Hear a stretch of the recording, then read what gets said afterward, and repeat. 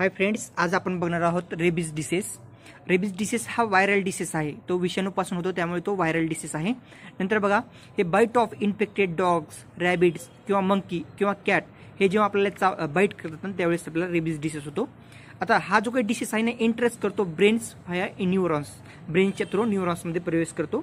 नंतर ह्याच्यामुळे आपल्याला हायड्रोफोबिया होतो. हायड्रोफोबिया म्हणजे काय? हायड्रो मीन्स वॉटर आणि फोबिया म्हणजे फिअर, म्हणजे आपल्याला फिअर ऑफ वॉटर म्हणजे पाण्याची भीती वाटू लागते ह्याच्यामुळे.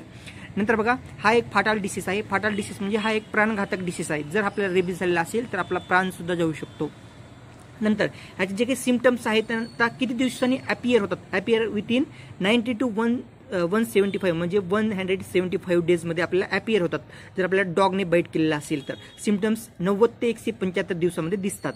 नंतर ह्याचे सिम्पटम्स काय आहेत? सिम्पटम्स आहेत फिवर असतो 2 ते 12 आठवड्यापर्यंत आपल्याला फिवर असेल. नंतर एक्झॅग्रेशन इन बिहेवियर. एक्झॅग्रेशन म्हणजे अतिशयोक्ती करत, म्हणजे जो काही बिहेवियर आहे ना तो नॉर्मल नसतो, थोडा वेगळा बिहेवियर करू लागतो, अतिशयोक्ती करत वागतो. आणि एक हायड्रोफोबिया होतो. हायड्रो म्हणजे वॉटर फोबिया म्हणजे भीती, म्हणजे पाण्याची भीती वाटू लागते.